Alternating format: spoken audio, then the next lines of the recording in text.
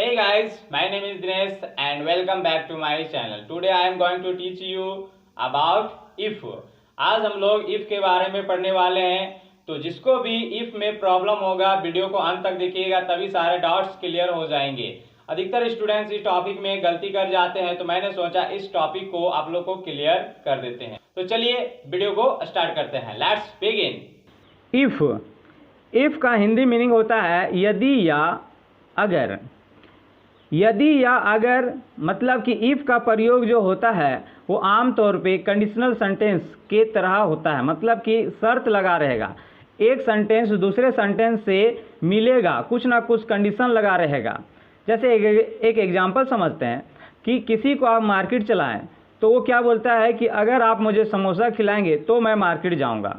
तो यहाँ कंडीशन क्या है, शर्त क्या है कि अगर आप मुझे समोसा खिलाएंगे तभी मैं मार्केट जाऊंगा। तो यहाँ शर्त है कि समोसा खिलाएंगे तब मैं जाऊंगा।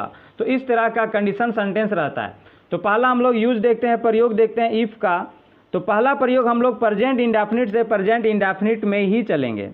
जैसे एग्जांपल समझते हैं, प्रेजेंट इंडेफिनिट से प्रेजेंट इंडेफिनिट कहने का मतलब दोनों तरफ प्रेजेंट इंडेफिनिट टेंस के ही स्ट्रक्चर होंगे, मतलब सेंटेंस होंगे। जैसे अगर मैं खाता हूँ तो वह भी खाता है। If I eat he also eat. Condition है कि मैं खाता हूँ तभी वो खाता है। अगर मैं घर में हूँ तो वह भी घर में है।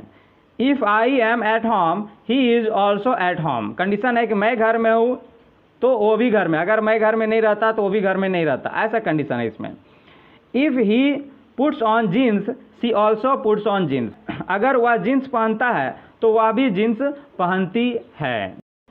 If Dhoni is not in the team India loses the match. मतलब अगर धोनी टीम में नहीं होता है तो इंडिया मैच हार जाती है। तो कंडीशन यह है कि अगर धोनी टीम में नहीं होता है तो इंडिया मैच हार जाती है। If Dhoni is not in the team India loses the match. तो नेक्स्ट हम लोग रूल देखते हैं इफ़ का सेकेंड यूजेस। सेकेंड यूजेस देखते हैं प्रेजेंट इंडेफिनिट से फ्यूचर इंडेफिनिट तक।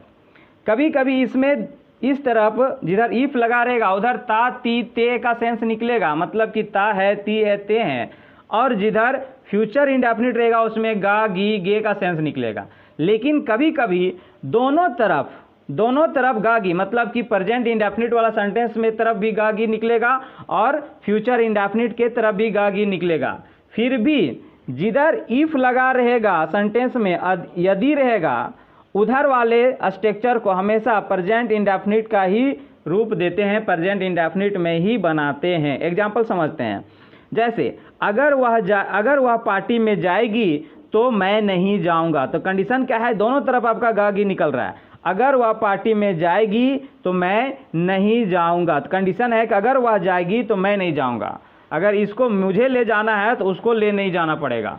तो कंडीशन यहाँ पे वही है कि अगर वह जाएगी तो मैं नहीं जाऊंगा। तो अगर किधर है, अगर वह नहीं जाएगी, मतलब कि सी वाले सेंटेंस की तरफ है। तो ये वाला को प्रेजेंट इंडेफिनिट बनाएंगे। और बहुत सारे स्टूडेंट तो के लिए बीच में यहाँ देन का प्रयोग कर देते हैं, देन का। तो देन का प्रयोग नहीं करना है। इफ़ का यूज में देन का प्रयोग नहीं होता है। लिखने के दौरान थोड़ा सा कोमा दे देंगे और बोलने के दौरान थोड़ा सा रुक जाएंगे, वही तो का मीनिंग हो जाता है। जैसे एग्जांपल समझते हैं, if she goes to the party I will not go there. अगर वह पार्टी में जाएगी तो मैं वहाँ नहीं जाऊँगा। और एग्जांपल देखते हैं, if you feed me samosa I will go with you. अगर आप मुझे समोसा खिलाएंगे तो मैं आपके साथ जाऊँगा। अगर आप कुछ नहीं करेंगे तो हम लोग कुछ करेंगे। देखो दोनों तरफ सेंटेंस में गा गी है, लेकिन जिधर इफ़ लगा हुआ वो वाला सेंटेंस को प्रेजेंट इंडेफिनिट और आने वाला को फ्यूचर में लगाएंगे। जैसे कि if you do nothing we will do something. अगर आप कुछ नहीं करेंगे तो हम लोग कुछ करेंगे। यहाँ विल के जगह में कैन वगैरह भी सकता शक्ति का सेंस आएगा तो कैन का भी प्रयोग कर सकते हैं आप। जैसे कि एक एग्जांपल देखते हैं, if Dhoni scores 50 runs India में विन। अगर धोनी 50 रन बनाएगा तो इंडिया मैच जीत सकता है। जैसे कि हम लोग टीवी देख रहे हैं तो हम लोग वहाँ बोलेंगे क्या, अगर धोनी 50 रन बनाएगा तो इंडिया मैच जीत सकता है। If Dhoni scores 50 runs India में विन। में का मतलब कि गैसिंग कर रहे हैं हम लोग, परफेक्ट नहीं बोलेंगे कि जीत ही जाएगा। तो हम लोग मे का मतलब संभावना कर रहे हैं, इसमें कैन का भी यूज कर सकते हैं। अगर ज़्यादा आपका संभावना है तो कैन का भी प्रयोग कर सकते हैं, इंडिया कैन विन।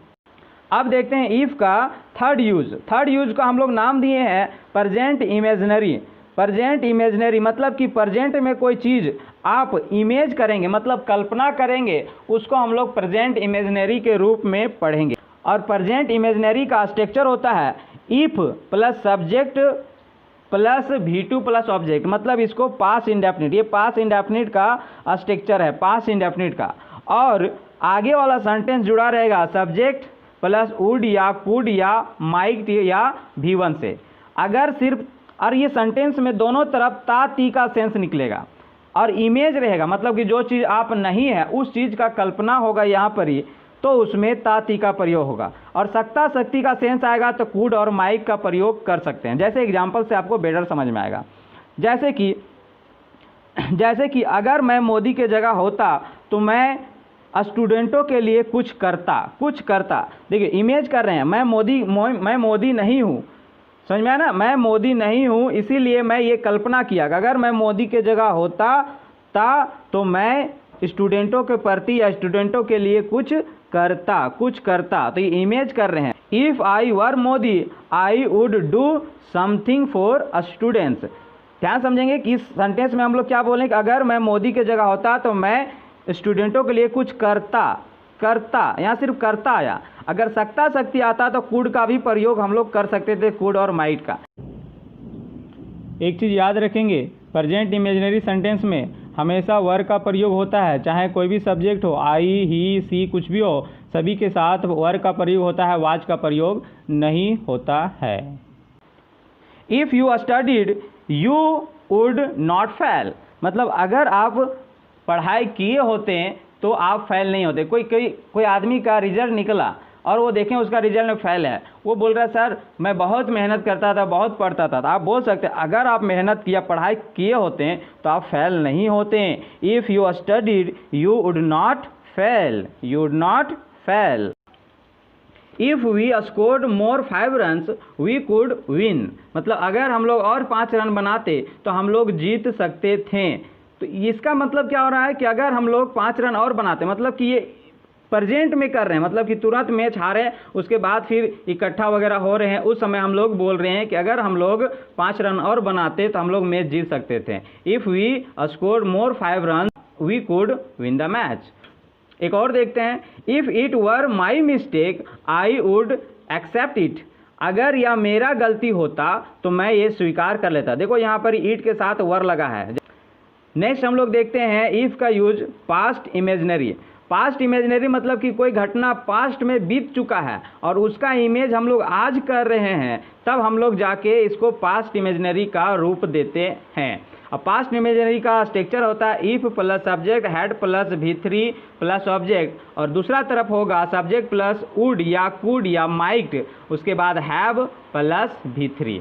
एग्जाम्पल से ज़्यादा समझ में आएगा, जैसे कि if I had taken medicine yesterday I would have been better, अगर मैं कल दवा खाया होता या दवा लिया होता तो मैं ठीक हो गया होता, मतलब कि पहले से मेरा कंडीशन बेटर हो जाता।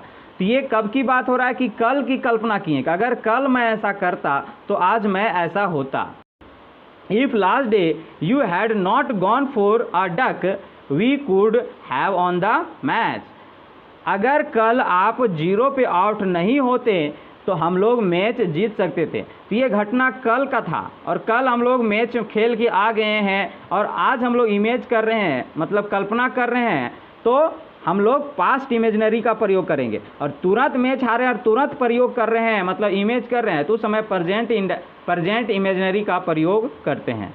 If in last World Cup Sachin had been in the team India would have won the World Cup, अगर लास्ट वर्ल्ड कप में सचिन टीम में होता तो इंडिया वर्ल्ड कप जीत जाता। देखो जीत जाता, अगर यहाँ पे आप जीत सकता था तो यहाँ पर कुड का भी प्रयोग कर सकते थे। कुड का अगर कम संभावना रहता तो माइट का भी प्रयोग कर सकते थे। तो वीडियो कैसी लगी कमेंट बॉक्स में जरूर कीजिएगा, और कुछ आप लोग का होमवर्क है आप उसे जरूर कीजिएगा। मिलते हैं नेक्स्ट वीडियो में, तब तक के लिए गुड बाय।